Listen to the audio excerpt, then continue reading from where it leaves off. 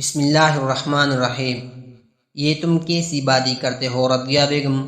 میں نہیں مانتا ان باتوں کو، یہ سب کیسے کہانیاں ہیں جن باتوں کو میرا دل ہی نہیں مانتا، میں کیسے ان باتوں کو مان لوں؟ توبہ میری اللہ توبہ، یہ آپ کیا کہہ رہے ہیں؟ میں نے ہزار دفعہ آپ کو سمجھایا ہے کہ ایسے الٹے سیدھے باتیں مت کیا کرے، اللہ تعالیٰ کے قہر سے ڈریے۔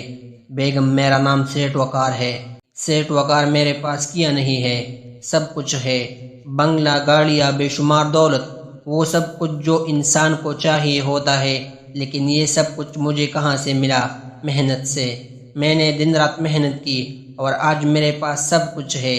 یہ مجھے کسی نے دیا نہیں، میں نے خود حاصل کیا ہے، کسی خدا نے اوپر سے نہیں پھینکا۔ ہر وقت خدا خدا کرتی رہی ہو، کہاں ہے خدا؟ دیکھا مجھے؟ اگر خدا ہے تو وہ نظر نہیں آ رہا۔ میں نہیں مانتا ایسے خدا کو جو نظروں ہی نہیں آئے، تو پھر میں یہ کیسے مان لوں کہ موت کا فرشتہ موت دیتا ہے، انسان کی روح قبض کرتا ہے اور کسی کو بھی نظر نہیں آتا؟ میں نہیں یقین رکھتا ایسی باتوں پر۔ اچھا باتیں چھوڑے، ٹھیک سے ناشتہ تو کر لی؟ آپ تو پڑھے لکھے جاہل ہے، میرے تو سر میں درد ہونے لگا آپ کو سمجھا سمجھا کر۔ ارے تم میرے ساتھ اپنا دماغ نہ لڑایا کرو، تمہیں تو پتہ ہے کہ جیت کس کی ہوتی ہے۔ اچھا میں آفس جا رہا ہوں، یہ کہہ کر وقار ٹیشو پیپر سے منہ صاف کرتا باہر چلا گیا۔ یا میرے خدا، اس کمقل انسان کو ہدایت دے دے، اے میرے پروردگار میری دعا سن لے۔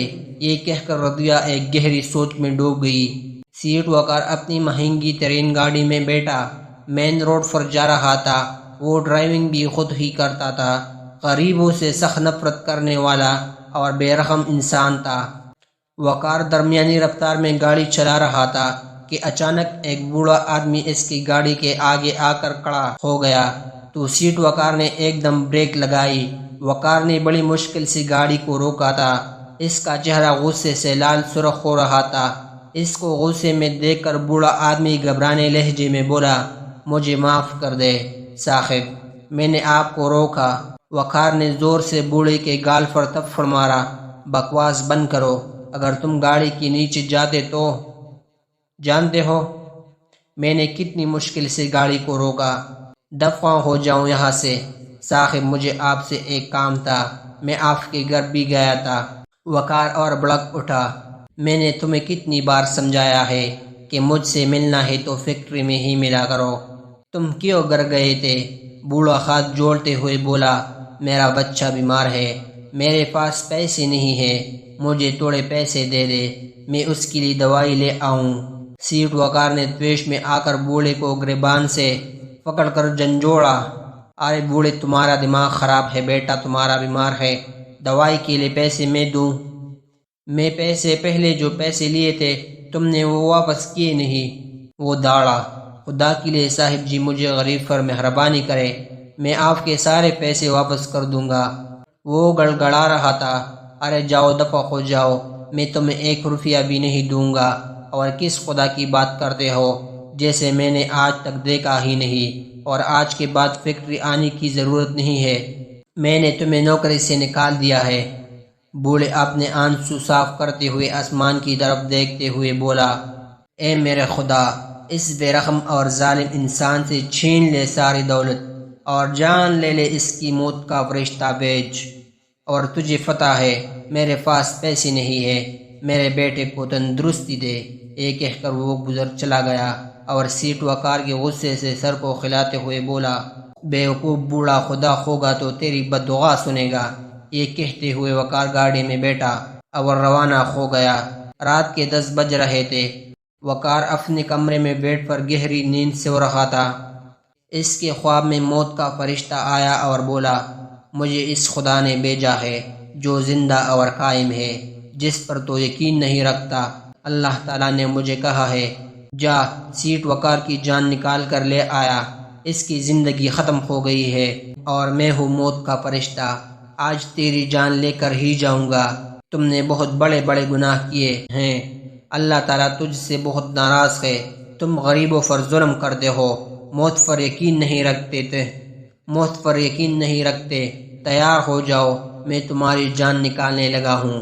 سیٹ وقار کا پورا جسم کانپ رہا تھا اور وہ اتنا ڈر گیا تھا کہ رونے لگا۔ مجھے معاف کر دے اے میرے رب، مجھے یقین آ گیا ہے کہ یہ تیرا ہی بھیجا ہوا موت کا فرشتہ ہے۔ آج سے ہی میں سچی توبہ کرتا ہوں، کبھی کسی غریب کو تنگ نہیں کروں گا۔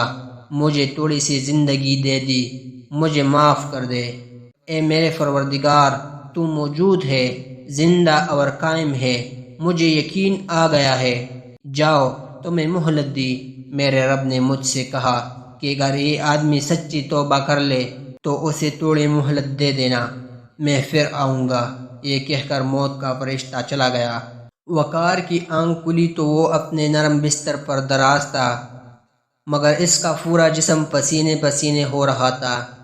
اے سی کے ٹھنڈک میں بھی اس کی کپڑے پسینے سے شرابور تھے۔ اس کو احساس ہو گیا تاکہ وہ غلط تھا، اور دنیا بنانے والے نے اس کو بتا دیا کہ وہ ہی خالق و مالک ہے۔ جب چاہے جلا بخش دے اور جب چاہے جان لے لے۔ سیٹ وقار نے سچی دل سے توبہ کی اور عہد کیا وہ اب کبھی بھی اپنے رب کی نافرمانی نہیں کرے گا۔ رات کے اس پہر جب مینیجر صاحب نے اپنے سیل فون پر سیٹ وقار کا نمبر دیکھا تو وہ شدید حیران ہوا۔ یا اللہ خیر، کہتے ہوئے اس نے یس کا بٹن پیش کر دیا۔ جی سر، حکم۔ ہماری فیکٹری میں جو بوڑھا ورکر تھا جس کو میں نے آج فارغ کر دیا تھا، اس کو واپس رکھ لے، اور اس کو بچے کے علاج کے لیے جو رقم درکار ہے وہ دے دیں میرے صبح آنے سے پہلے۔ باقی باتیں فیکٹری آ کر کروں گا۔ مینیجر صاحب حیران فون تاں میں کھڑے تھے اور سیٹ وقار نے مطمئن انداز میں سر بستر کی فرش سے لگا لیا۔ تمہارے جسم کے اعضاء اگر سن ہونے لگے تو یہ موت کی قریب آنے کی نشانی ہے۔ تمہارے پاؤں کا انگوٹھا اور پاؤں کے تلی